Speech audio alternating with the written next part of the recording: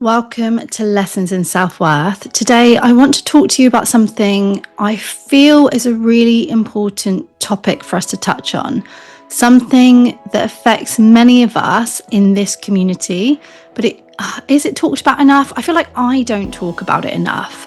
Relational trauma. I want to talk about 3 ways that relational trauma shows up or impacts your relationship and your anxiety. Because I really do feel that many of us listening, well, I'm speaking, many of you listening to me speaking, have this experience of, in some way, a relational trauma. I'm going to explain what I mean by that. The term can sound like a big, scary term, but really it's a way of describing hurt and pain that comes from the relationships in our lives, especially when we felt neglected, criticized, or hurt by people that we trusted or should have been able to trust. It could be a parent, caregiver, a friend, a partner, someone significant in your life. I'm Carly Ann. I'm a psychotherapist specialising in self-esteem and self-worth, and I work with people who may appear capable, confident, self-aware on the outside, but internally you struggle, you are impacted by your past experiences, and today you experience self-doubt, worry, rumination, perfectionism, procrastination, and you know that you're worthy, but you still repeat patterns that undermine that confidence, that undermine the person, the adult that you want to be, the secure adult that I know that you are. The thing about relational trauma is that it leaves this mark on us. And for some of us, it leaves a really big mark on us. And it's not about how big is the mark, really. The thing it's about is that the marks show up later in life when we connect with other people. We see it in our attachments. Many of you know that, the podcast used to be called Lessons in Attachment. I work a lot with people who experience attachment issues in adulthood. Those marks and those wounds left by relational trauma, it shows up you'll see it in how you feel about yourself. You'll see it in the way that you think and look at the world, in how much anxiety you feel or fear or jealousy you feel to given situations. There may be times where you feel like you're having an overreaction. You'll feel like your reaction is out of proportion to the situation. And so when it comes to your relationship, here are 3 ways that the relational trauma will show up in your relationships today as an adult. Number 1 is that you may have trouble trusting people. If you've been hurt or let down in important, significant relationships in your life, it's really normal to find it hard to trust people now, today. Maybe that, you see that in the way that you hold back, or you second guess what they're saying, or don't trust what they're saying, or you feel like a detective.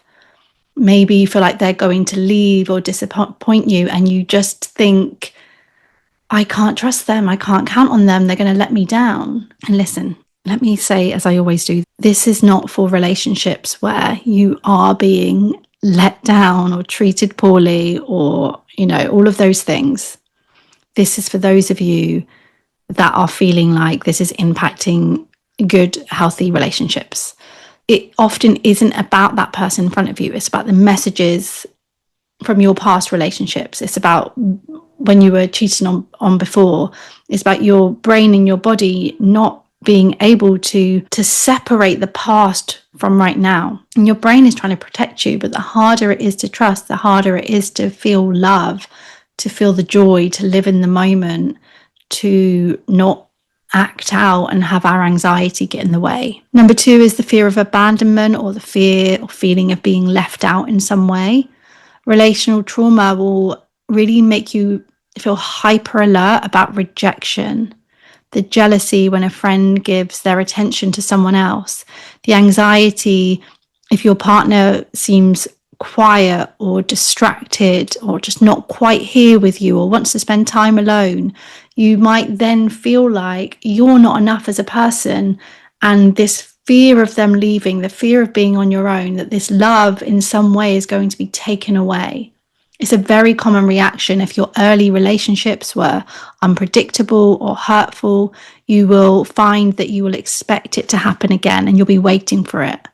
But love is not a pie. I've spoken about this. Love is not a pie. Someone else receiving attention or care doesn't take away from the love or connection that's yours. Your value doesn't shrink because someone else is getting love too.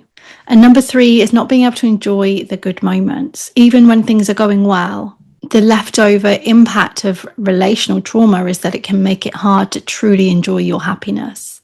You might focus on what could go wrong, or what you don't yet have, or what you should have had, or what might be leaving or lost. It's like your brain is always looking for danger, even when nothing bad is happening. And there is this discomfort in happiness. There is this discomfort in calmness. And so either you will reject it, or you'll return to worry and overthinking. You'll create that old feeling in some way, or you will be in it, but not trusting that this is going to last either. And it doesn't mean that you do not deserve love or joy. It means that your nervous system is still protecting you. It's still leaning back into what it's used to. And understanding this is really important, because it means that you can begin to build a nervous system and a capacity to hold freedom and peace and balance and happiness.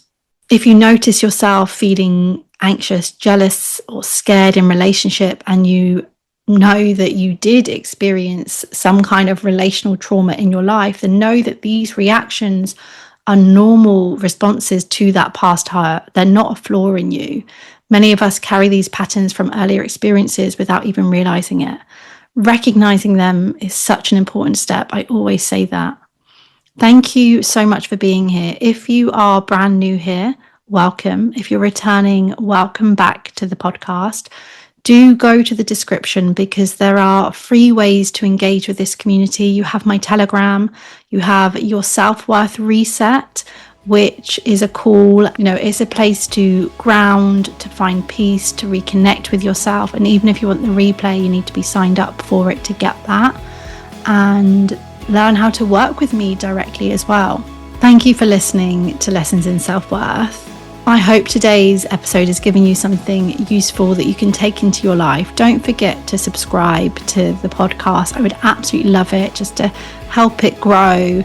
I love hearing from you. Feel free to leave a comment if you're on YouTube, and check the links if you'd like to work with me or join the free community that I've mentioned, where we will continue learning and growing and changing our lives together.